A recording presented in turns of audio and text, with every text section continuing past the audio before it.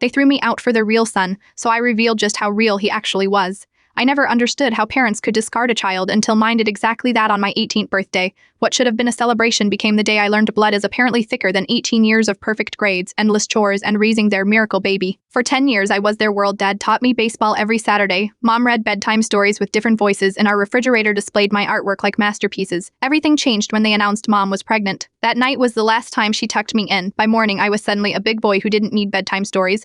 My playroom became the nursery despite claims of needing to save money. While they bought a $1,000 crib that same week, my school events became invisible on their calendar while a sneeze from the baby warranted an urgent care visit. A chore list titled Big Brother Duties appeared on the fridge, though slave duties would have been more accurate. I woke at 5 a.m. to feed him, change diapers, and clean his room 3 times daily. They even placed the baby monitor in my room so I'd handle night crying while they slept. By 16, I discovered my college fund had been emptied for my brother's private preschool. My brother, now 8, called me helper boy while demanding I complete his homework. My parents found it adorable. My 18th birthday began with my parents asking me to sit at the kitchen table. There was no cake or cards, just a folder between Mom's hands. They slid legal eviction papers across the table where my birthday cake should have been. I learned I was adopted after they tried for years to have a biological child. Dad stated coldly that they'd done their duty, but now needed to focus on their real son. They gave me 30 days to leave. A week after moving out, I returned for my birth certificate, but stopped in the hallway when I heard Mom in the kitchen with Scott from next door. I realized they'd been having an affair for 8 years, exactly my brother's age. Over the next 2 months, I documented their Tuesday meetings, collected love letters, and photographed them together when they announced a family reunion at the country club, to which I wasn't invited. I knew the perfect stage had been set. Security waved me through, unaware I'd been uninvited.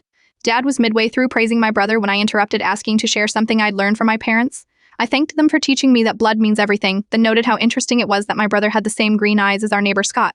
The room fell silent as I connected my laptop to the projector and displayed photos of Mom with Scott, followed by love letters detailing their 8-year affair. Finally, I played a video of Scott calling my brother his son. Dad looked devastated while Mom pretended to faint. I delivered my parting line that Dad didn't have a single real child, then walked out as the room erupted into chaos. Dad eventually confirmed the truth through a DNA test and divorced Mom. Months later, he called begging forgiveness, claiming he still considered me his son. I simply blocked his number. Some bridges deserve to stay burned, especially those built on 18 years of conditional love. The irony wasn't lost on me. The adopted child they discarded was the only real family they ever had.